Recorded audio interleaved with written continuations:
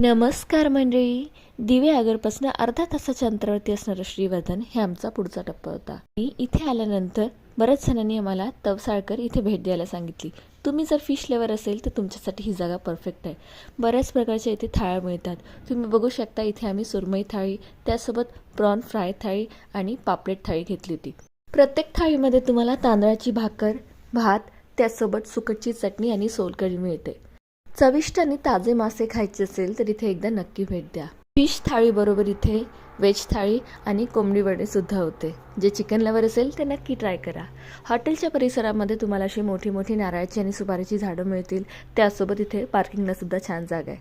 इथे विभिन्न प्रकारचे पाळीव प्राणी सुद्धा होते. त्यापैकी हे लव्ह बर्ड्स, त्यासोबत छोटे छोटे ससे सुद्धा, कोंबड्या, त्यासोबत बदकांनी ही टर्कीसुद्धा होती बरं का.